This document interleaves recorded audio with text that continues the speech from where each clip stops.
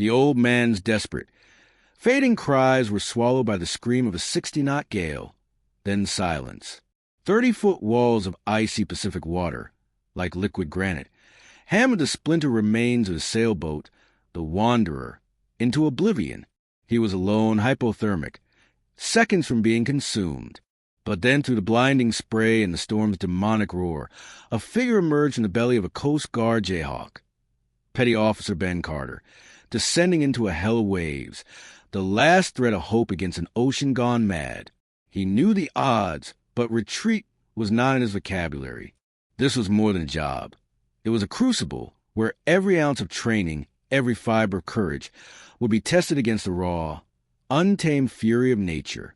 Ben Carter, at 26, was already a seasoned aviation survival technician, a rescue swimmer whose quiet intensity belied the fierce determination forged in the demanding environment of Coast Guard Air Station Cape Disappointment. He'd grown up not far from there, in a small Oregon fishing town, where the Pacific was both a provider and a taker. His father, a fisherman who'd seen his own share of the ocean's wrath, had instilled in Ben a profound respect for its power, but also an unshakable sense of duty to those who braved its waters. A faded photograph on his simple dresser showed his grandfather, lost at sea long ago, a silent reminder of the stakes, a catalyst for Ben's chosen path. He wasn't driven by a thirst for adrenaline, but by a deep, almost solemn commitment.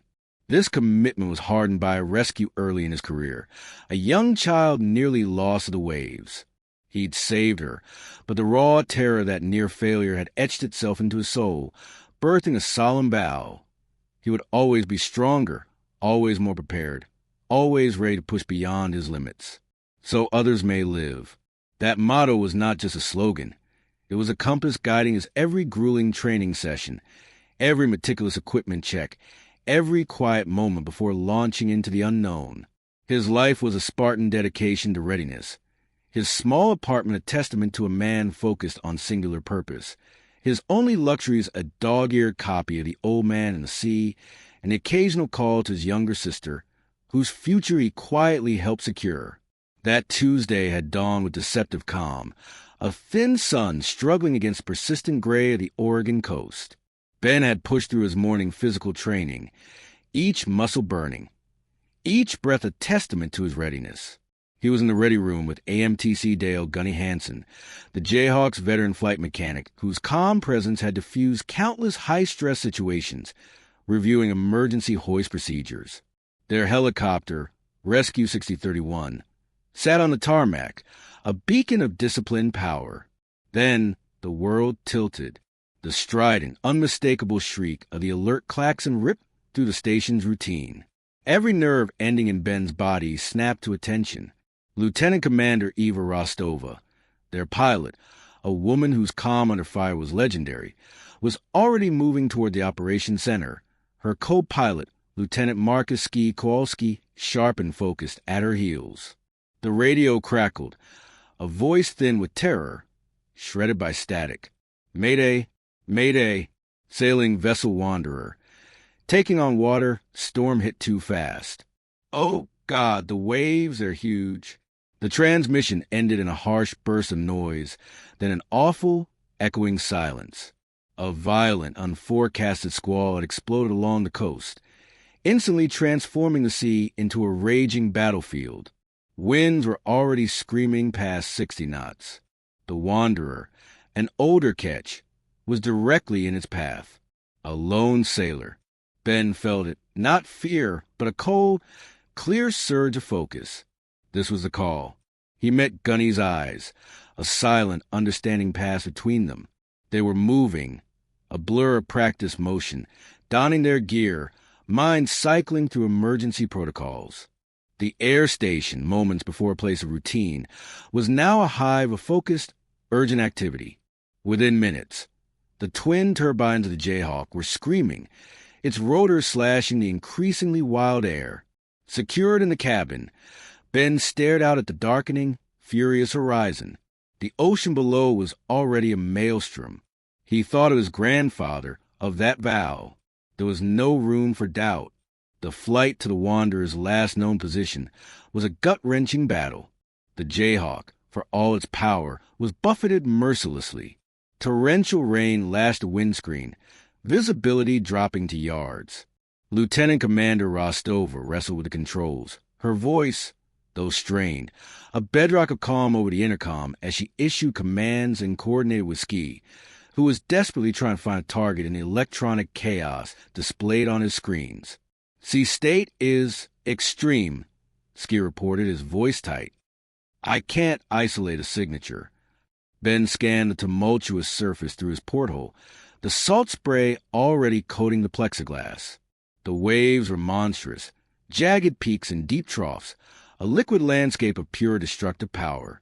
Each impact of the helicopter against the wind felt like a physical blow. His mind was a whirlwind of calculations, drift, wave patterns, survival time in these temperatures. "Debris!" Gunny's voice, sharp and urgent. 2 o'clock low. Looks like a mast. Rostova executed a difficult, banking turn, fighting a savage crosswind. For a heart-stopping moment, the clouds parted slightly, revealing a scene of utter devastation. Splintered timbers, a shredded piece of sailcloth flapping like a dying bird, and then the almost fully submerged batter hull of the Wanderer, waves breaking clean over it. No sign of a raft, nothing. Ski's voice was grim. "He has to be there," Rostova stated, her determination unwavering. "Scan. Everyone scan." Ben's gaze swept the churning water, methodical, desperate. His breath caught. A flash of color. Faded, yes, but definitely not the gray of the sea. A life jacket, and a dark shape beneath it, clinging precariously to a fragment of the boat's cabin. Contact. Survivor in the water. Approximately 100 yards, bearing 090 from the wreckage. Rostova brought the Jayhawk into a hover, a feat of incredible airmanship. The machine groaning under the strain, its powerful rotor wash battling the gale, whipping the surface below into an even greater frenzy. Gunny threw open the cabin door. The storm's full fury erupted into the aircraft, a deafening, primal roar, a blast of freezing, spray-laden wind that tore at their faces. Ben stood at the precipice, the maelstrom raging below. He gave Gunny the signal. "Swimmer ready. Deploy, deploy, deploy." Rostova's command cut through the din. One deep breath, a final mental check, and Ben was gone, plunging into the 37-degree water. The impact was a brutal shock, driving the air from his lungs, the cold of living thing, instantly seeking bone. He surfaced, gasping, orienting himself in the violent, heaving chaos. The taste of salt and diesel fuel was acrid in his mouth, from water level. The waves were towering cliffs that rose, hung, and then collapsed with the force of demolitions. He spotted the old man, a fragile speck tossed about by the ocean's rage. His head was down, his grip on the wreckage visibly failing. He looked terrifyingly small and vulnerable. "I'm on my way," Ben shouted into the wind, knowing his words were likely swallowed by the tempest. He kicked out, fins driving him, his body a low, powerful profile against the surging water. Every stroke was a battle. Debris, sharp-edged and treacherous, swirled around him. He dodged a submerged section of boom, the current trying to suck him under. He focused on the old man, that one point of desperate need in a world gone mad. Reaching Alistair, though Ben didn't yet know his name, was like fighting his way through a liquid avalanche. The old man was barely conscious, his skin a ghastly blue-gray, his lips tinged with purple. His eyes were closed, but as Ben grabbed the same piece of wreckage, one eyelid fluttered, revealing a sliver of unfocused white. "Sir, Coast Guard, I've got you. You're not alone." Ben's voice was raw, shouting to be heard over the storm. A faint, rattling cough was the only response. Hypothermia was claiming him, fast. Ben knew the window was closing with every passing second. He unclipped his rescue strap, his fingers numb despite the neoprene gloves. Getting the strap around the old man's inert, waterlogged body was a desperate struggle. The waves were malevolent, trying to rip them apart, to drag them down. One monstrous wave, unseen, unheard until it was upon them, crested and broke with unimaginable force, driving them both deep into the churning green darkness. Ben wrapped his body around Alistair, taking the crushing impact, his own lungs burning for air. They were tossed, disoriented. For a horrifying second, he felt Alistair's arm start to slip from his grasp. No! The word was a silent scream in his mind. He tightened his grip, adrenaline surging, images of that long-ago rescue flashing. The girl's frightened eyes, his vow. Not again. They surfaced, Ben gasping, Alistair terrifyingly limp.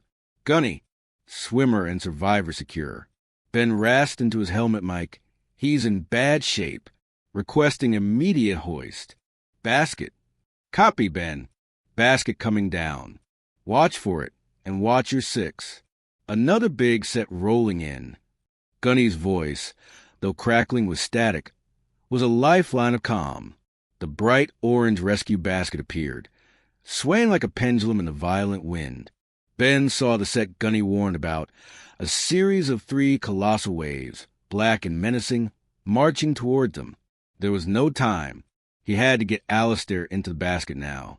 He positioned himself, shielding Alistair, waiting for the basket to dip close.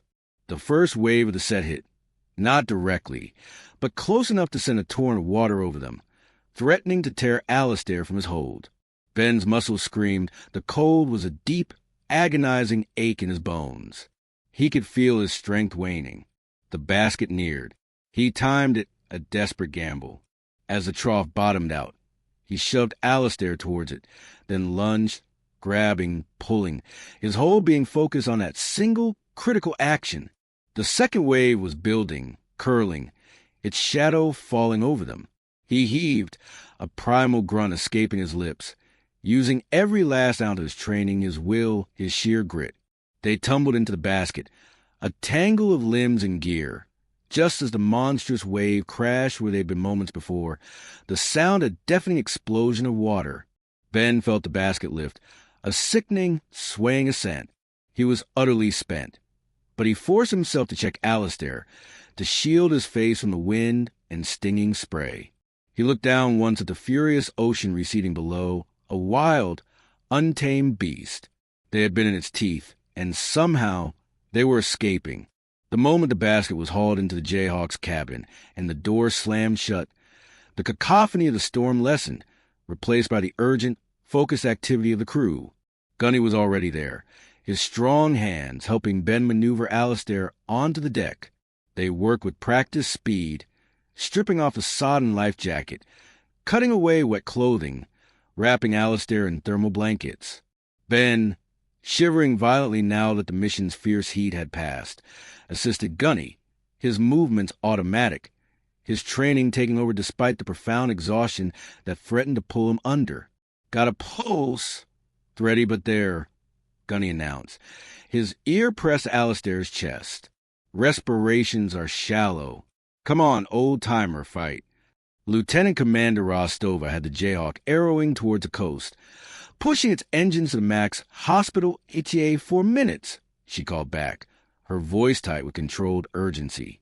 Ben knelt beside Alistair, the vibrations of the helicopter a dull thrum through his aching body. He watched as Gunny fitted an oxygen mask over the old man's pale face. Then, a flicker. Alistair's eyelids trembled. He coughed, a weak, wet sound, but a sound nonetheless. His eyes opened, clouded with confusion. Then slowly, they seemed to find Ben. There was no comprehension, perhaps, but something else, a spark of returning life in their depths. Alistair's hand, gnarled and trembling with cold, lifted a fraction of an inch, and his icy fingers brushed against Ben's wetsuit-clad arm. It was the faintest of touches, yet it resonated through Ben like an electric current.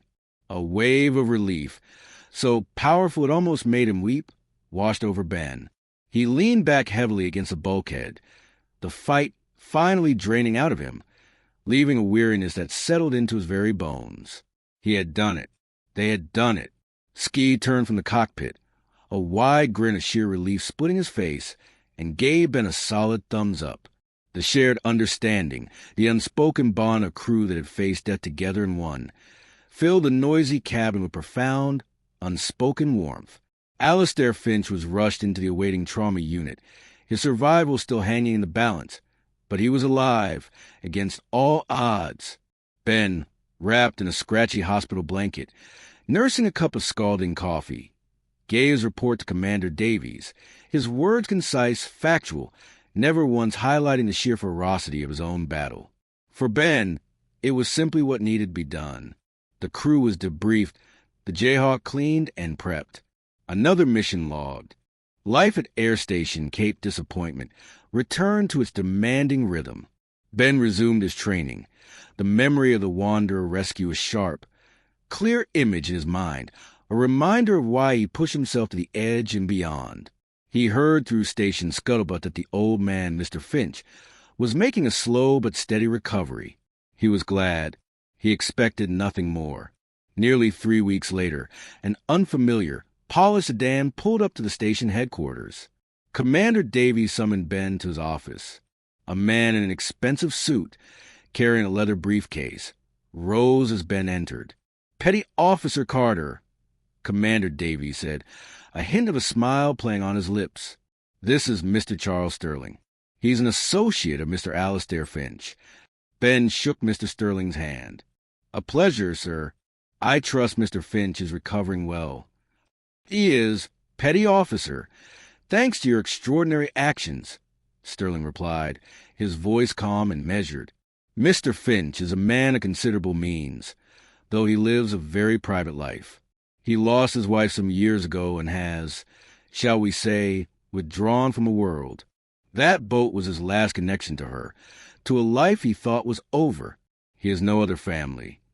Ben listened, a sense of unreality settling over him. The frail old man he'd plucked from the ocean's fury of Billionaire? "Mr. Finch was profoundly moved," Sterling continued, "not just by your courage, but by your selflessness. He understands you risked everything for a stranger, seeking no reward. He told me. He said you didn't just save his life, Petty Officer. You reminded him that life was worth saving, that courage and decency still existed." Commander Davies spoke. "Petty Officer Carter, Mr. Finch, through Mr. Sterling, has made an exceptionally generous anonymous donation to the Coast Guard Foundation. It's a transformative sum earmarked for state-of-the-art rescue equipment, including a new hoist for our own Jayhawks, and a significant endowment for a fund to support the families of Coast Guardsmen who fall in the line of duty. He specifically mentioned the crew of Rescue 6031 and you, Ben, as the embodiment of the spirit that inspired this gift." Ben was speechless. He, a kid from a fishing town, had somehow been a catalyst for this. "Sir, it was a team effort. Lieutenant Commander Rostova, Ski, Gunny, we all—" "Mr. Finch is aware of that. Petty Officer," Sterling said, a warm smile finally breaking through professional demeanor. "But it was your face he saw through the storm, your hand that pulled him from the brink. He wanted you to know that your singular act of bravery has created a legacy of hope that will touch countless lives." Standing later on the cliffs overlooking the now serene Pacific, Ben Carter watched the waves roll in, their power still immense, but no longer malevolent. He thought of the donation, of the families it would help, the fellow coasties whose missions might be made safer. He hadn't sought fame or fortune. He had simply answered the call, driven by duty, by that promise to himself, by the quiet, steadfast values instilled in him by his family and his service. Yet his actions had echoed far beyond that raging storm, igniting a spark of generosity that would shine for years to come. It was a profound realization that the courage of one ordinary American, standing firm in the face of overwhelming odds, could not only save a life, but could also reaffirm faith, inspire kindness, and strengthen the very fabric of the nation he was sworn to protect. The American spirit wasn't just an idea. It was in the heart of every hero who ran towards danger, every soul who refused to give up, every quiet act of sacrifice made so that others may live. And sometimes, in giving their all, they helped others find a reason to live again, too.